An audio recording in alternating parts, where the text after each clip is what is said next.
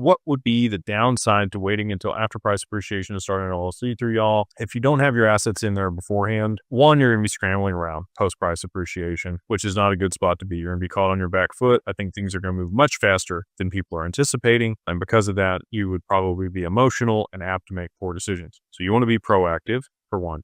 Two, seasoning in bank accounts. And it's a business bank account versus a personal bank account. Let's say you liquidate 7 figures in crypto and you're excited. You're going to send it to your bank account and then they flag it and they freeze it. You don't get access to it. And now you've got to hire an attorney with what money? Which you don't have the money for the attorney to be able to hire to, send the letter to the bank and let them know you're going to sue them to make sure that your account gets unlocked. It's not a good position to be in. If you've had a bank account for 3 to 6 months associated with your LLC, you're going to be much less likely to get flagged or frozen when you send large amounts of money there.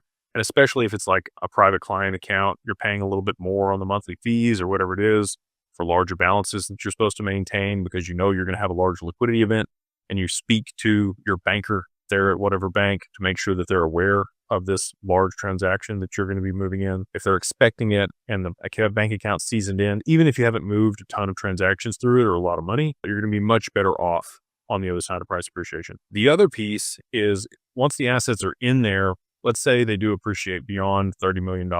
You're not going to have to worry about the taxes, even if you waited. If you do it the right way, moving the assets in there aren't a problem. But if you wanted to gift them out of the LLC into a trust, you're going to want to gift small portions of equity of that LLC and get a 409A valuation done on it. That's going to squeeze the value of the assets down so you can gift more out of your taxable estate. Most people are going to have a trust and an LLC outside the trust and keep a portion of their assets in the LLC outside of the trust to tax arbitrage the trust. And the way that works is any revenue that's more than $15,000 inside of a trust, you tax at 37.5%, unless you're working with these crazy people that say they defer taxes in perpetuity or you're able to evade taxes with this type of trust. Don't trust those people. Those are scams most of the time. Anyway, so there's a lot of reasons that you would want to set up the LLC before price appreciation.